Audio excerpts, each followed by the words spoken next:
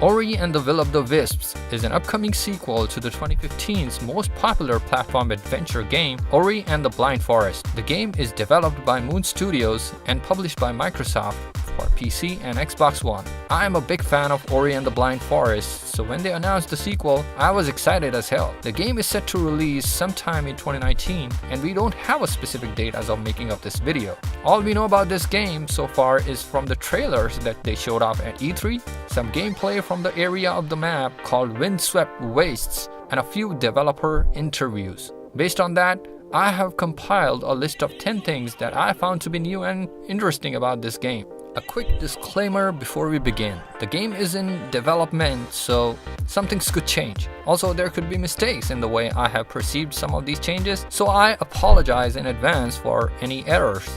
With that out of the way, let's get to it. At number 10.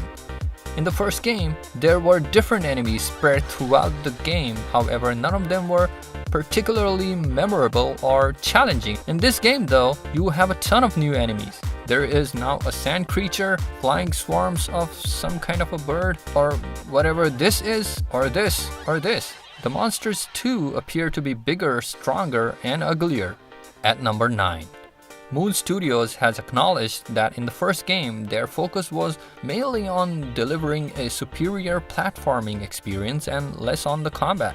Unsurprisingly, the combat, for the most part, ended up being simplistic. With this game though, they are pulling out all stops to fix that. They have redesigned the combat system to give the player more choices and as a result, a more balanced experience. We will be getting a bunch of new weapons to counter all the new enemies. The one-size-fits-all Spirit Flame will either get replaced or will be accompanied by an array of melee weapons, range weapons, and potions. At number 8. Diving deeper into the combat, a few melee weapons I have seen or heard mentioned are a sword, a hammer, and grenades. So far, we have seen the sword in previews. I could not confirm the hammer or the grenades though. From the trailer, it doesn't appear to be that powerful, but that could be by design to give the player a visceral combat experience. I personally liked the original Spirit Flame as it was unique in the sense that you didn't have to be in the line of sight of the enemy or even in the same plane as the enemy. The flame could curve, bend, and somehow reach the enemy as long as you are in the proximity of it. With the sword though, the combat will be much more direct as you will have to be much closer to the enemies. I don't know how I feel about it yet, but it certainly looks interesting. At number 7. For ranged weapons, we now have the classic bow and what looks like a charged spear or a weapon that discharges a focused beam of Spirit Flame. I don't know what it's called. It could also be the Spirit Spell they mentioned in the interview. Both these ranged weapons look powerful. The bow, it seems like, will be more useful in the levels with airborne enemies, and other weapons will be most useful when taking down more powerful enemies. In the earlier game, the Spirit Flame had an infinite use, so there was no cost to using it, but I suspect they will put some restrictions on the weapon use this time around. At number 6. As I alluded to earlier, we will now have spells or potions in the game. The spells are divided into active ones and passive ones. The active ones will of course be used for offense and passive ones will be for things like healing and likely to weaken the enemies, like poisoning them. There is no confirmation on how you can acquire these. We don't know if there will be a crafting system or you could just buy these from NPCs or something. If I have to speculate, I think you will be able to buy them from NPCs using the in-game currency. At number 5. Speaking of the in-game currency, there will now be Souls-like currency in the game that you can earn by killing enemies, completing quests, or exchanging certain items. You then get to spend them on different upgrades. Even though it seems like a natural progression for the game, I am worried that putting a number that relates to the time spent on the game will make the grind more noticeable, but we will see. The game developers have a big challenge ahead of them to make the reward system balanced, engaging, and meaningful, and at the same time not to take away attention from its beautiful artwork and the story. I can't wait to find out. At number 4.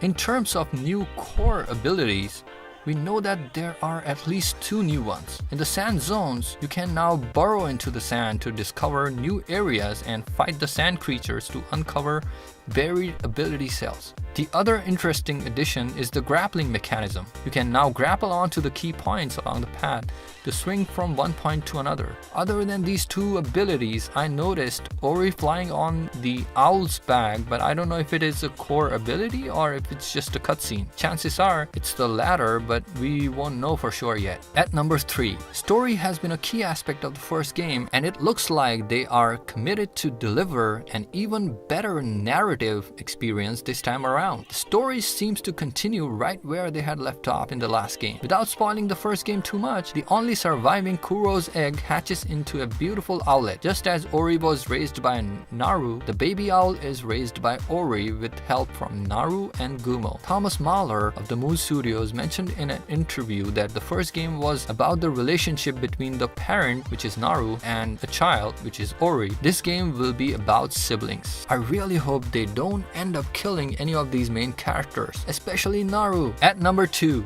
keeping up with the changing times, this game will now feature a multiplayer-ish component. There will be certain sections in the map that will offer you optional competitive trials. These are being called spirit trials. In these trials, you can choose to compete with about 10 players, either from your region or from around the world, for a chance at being the fastest. There will likely be some rewards for doing these trials, and there is a possibility that you could bring over these rewards to the main quest, but take that with a grain of salt. The details are still being worked on, so things could change, but I'm up for it. And finally, at number 1, at Gamescom 2018, the co-founder of Moon Studios mentioned that they have completely redesigned the Spirit Tree chart system. In the first game, we have 3 paths in the ability tree, and you upgrade your abilities as you progress. However, as he rightly said, it limited players as well as them because you are kind of locked in to these 3 long paths. For certain abilities, you first need to get all the previous abilities, which becomes kind of impractical towards the end of the game when you are already so powerful that you don't need those extra abilities to complete the game. In my experience from that game, midway through the game, I no longer cared for specific abilities. I just picked up evenly across the 3 paths and completed the game without uncovering a lot of them. It's good to see that the developers have realized that and have redesigned it from ground up. In the new design, you will be able to acquire any abilities depending on your style of play. If you find the platforming challenging,